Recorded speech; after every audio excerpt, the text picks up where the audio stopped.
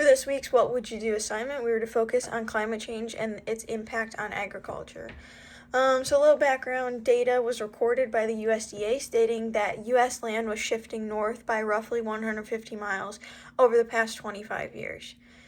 So the first what would you do option, we were to choose either A, to accept the USDA's recommendation and wait 5 years to see if the climate change has a significantly negative impact on agriculture, or B, to accept the outside researchers' recommendations to find a way to prepare for long-term situations in regional climate change patterns, specifically changes to precipitation and temperature.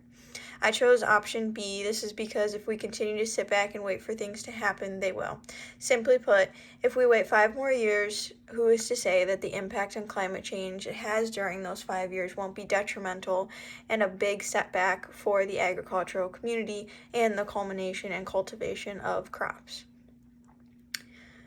So as stated in Chapter 11, page 305 from the required reading, a useful graph that shows the effects of climate change that increase the number and intensity of droughts.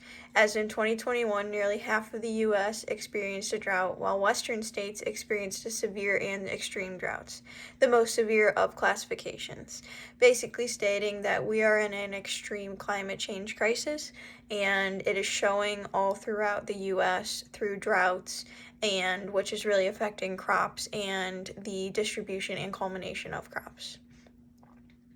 So the second what would you do option was to A, to recommend funding that supports adjusting plant times, or B, to recommend funding collaborations between farmers and researchers to genetically modify crops. I chose option A, to adjust planting times. If we can adjust planting times and still make wholesome crops that are safe for humans and animals and alike to eat, then we have a good solution. Turning to genetically modified plants would not be good for humans, animals, and the environment, and can also bring up some health and safety concerns.